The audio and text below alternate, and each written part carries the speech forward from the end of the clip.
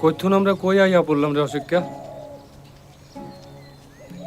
তুই আমার এই কোন দেশে লই আইলি রে? আমি তো তোমারে আওনের সময় জিগাইলাম, এত দূরের পথ তুই পারবানি? তুমিই তো আইবা কইলা।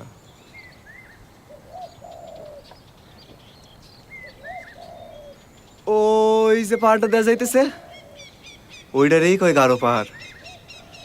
ওইটা ডিঙাইলেই কামরূপ। আমি মনে হয় আর ওই পাহাড় ডিঙাইতে পারুম না রে বাপ। তুই আমারে থুইয়া জাগা। তুমি একটু চুপ থাকো তো কর্তা। আমরা যখন এত কাছাকাছি আয়া পড়ছি, কয়টা দিন তো আরাম আয়েস কইরা লও।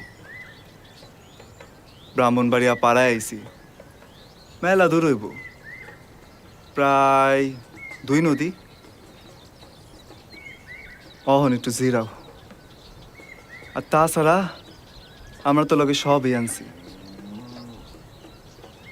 আউনের পথে সাধুকো গান শুনলাম, তাতে মনে লয় এখানকার মানুষজন ভালাই গান বাজনা জানে। আর দেখলাম কি জানো, এখানকার বেশিরভাগ মাইনসে মুসলমান হয়ে পড়ছে।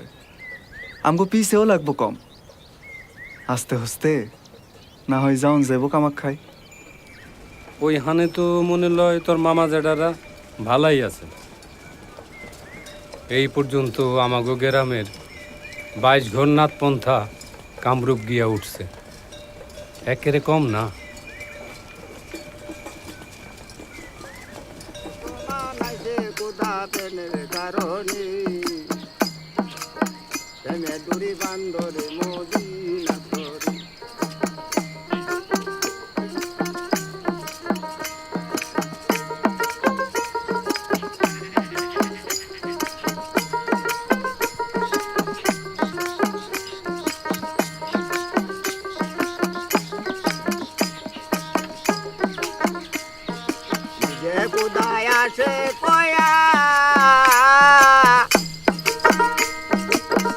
বাবারে খেলছে খেলায়া দম লইয়া,